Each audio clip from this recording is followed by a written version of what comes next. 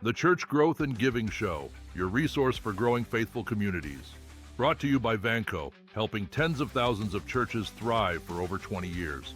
Join Jordan and Andy as they share insights drawn from decades of church giving and engagement expertise.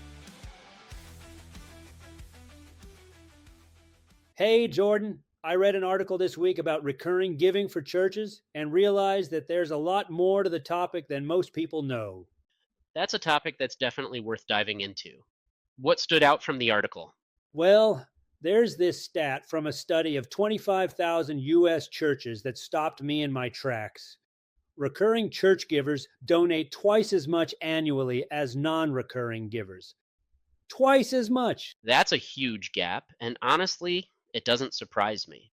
When giving is automated, it takes away so much of the friction. People aren't scrambling to remember their checkbook or wondering if they've given this month. It just happens. Not only is it convenient for members, it also provides stability for the church.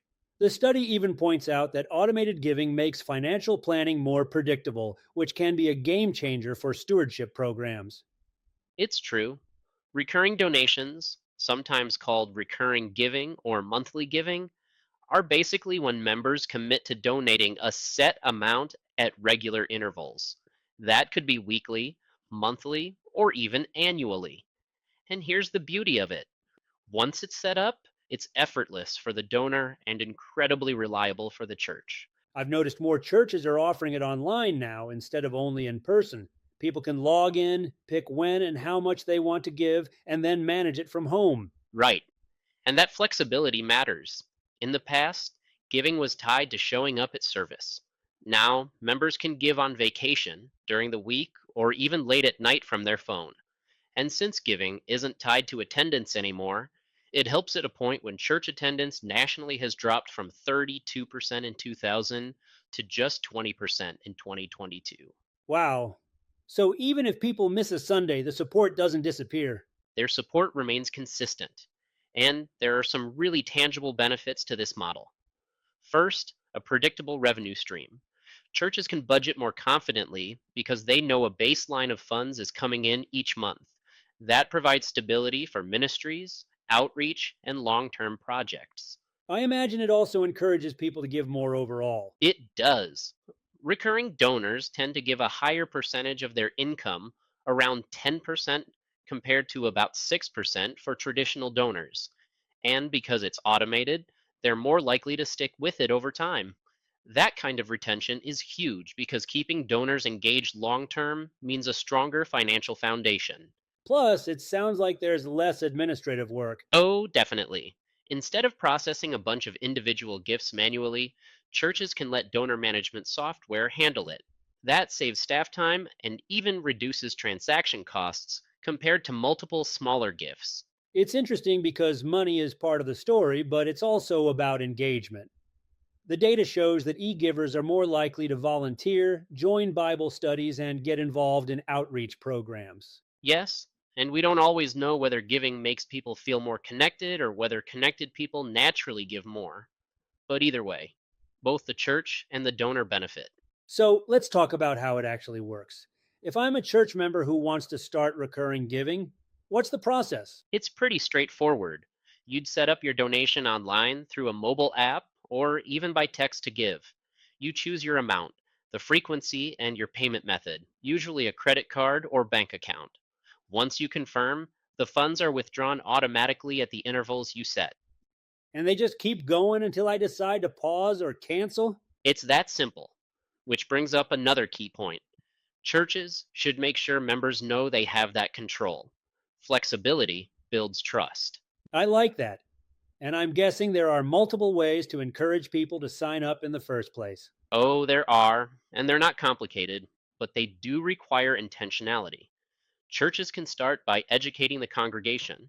That might mean talking about recurring giving briefly from the pulpit, creating short explainer videos, or even hosting something like a Generosity Sunday where people can sign up on the spot. I can see how that makes it tangible. And beyond events, there's also the day-to-day promotion, right? That's a key part of the puzzle. The church website is a prime spot.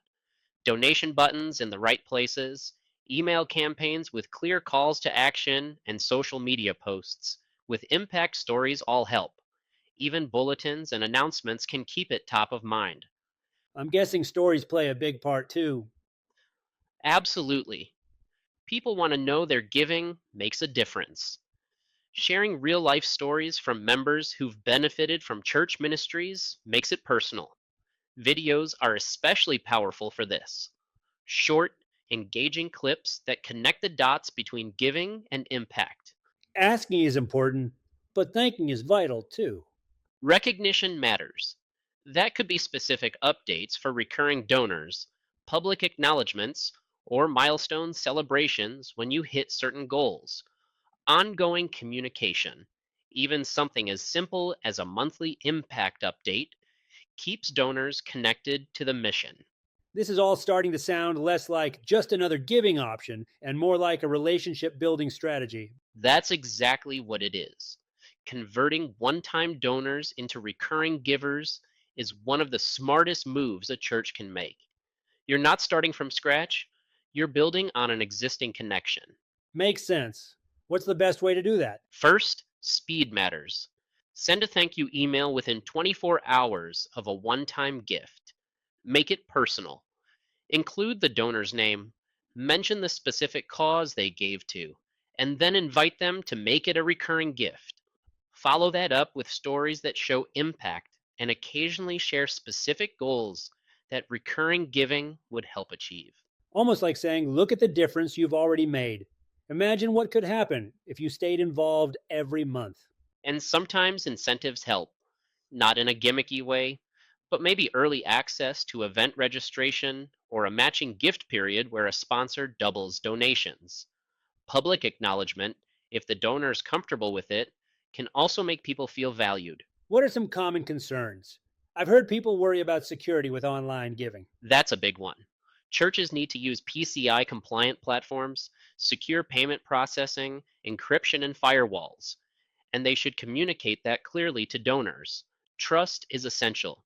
There's also the concern about flexibility, so churches should make sure donors can pause, cancel, or adjust their gift anytime. And for those who don't love automation, remind them that setting it up actually increases intentionality. It's a commitment to faithful support.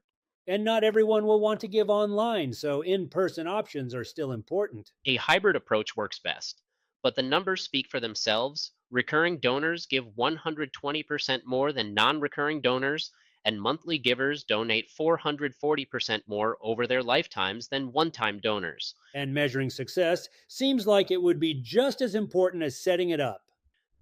Churches should track retention rates, average monthly gift amounts, and drop off points. Segment donors so you can personalize communications. Use exit surveys when someone cancels to learn how to improve and review the data to see trends. Maybe certain appeals work better, or certain times of year are ideal for promoting recurring giving. It sounds like this is one of those areas where the right tools make all the difference. That's where platforms like Vanco come in. Their e-giving platform offers online giving pages, mobile apps, event ticketing, text to give, and integration with over 60 church management systems. Plus, it's secure and customizable, so every church can make it fit their mission and branding. And once they do, keep them connected with impact updates, thank you messages, and milestones. Recurring giving isn't just a payment schedule. It's a partnership between the church and its members to make long-term ministry possible. The beauty is, once it's part of your culture, it boosts the budget and creates a sense of shared mission. It's a foundation for generosity that keeps on building. For churches out there, this isn't just an option to consider. It's a strategic move for growth, stability, and deeper engagement. And the sooner a church starts building its recurring giving program, the sooner it can plan with confidence and expand its reach. But I also know that many churches are still hesitant because they fear that recurring giving might reduce the overall connection between the congregation and the church's mission. Building an automated donation process is huge, but churches also benefit from creating an environment where people feel more connected, even when they're not physically present every week. That's why transparency in how the funds are used is critical. If people see the direct impact of their gifts, they're more likely to stay committed. It's not just set it and forget it, it's about showing them the good they're doing and why their ongoing support is crucial.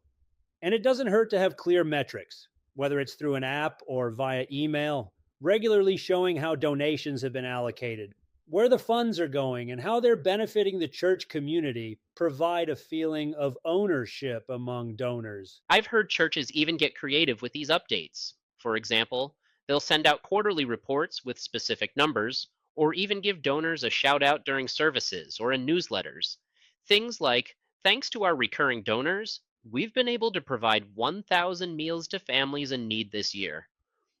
That kind of thing goes a long way in fostering a sense of unity. That's a great way to keep people involved. It shows that their contributions are more than a transaction and that they're part of something much bigger.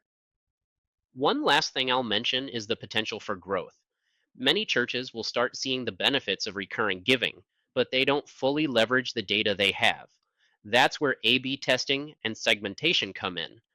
Understanding which messages resonate most, which appeals perform better, and which campaigns convert better. That's a good point. Once you know what works, you can scale up. It's a cycle of improvement that continuously builds momentum. And when it comes to building that momentum, churches can also use social proof. Think about it. If people know that others are contributing regularly, they're more likely to do the same. It's the whole herd mentality, but for a good cause. That was a really impactful conversation about creating a culture of giving that's transparent, rewarding, and impactful through recurring giving. Now it's your chance to take what you've heard, put it to use in your church, and see giving grow. Thanks for joining us on the Church Growth and Giving Show. Be sure to like and subscribe for access to the latest resources we create to help churches thrive, and we'll see you back here next time.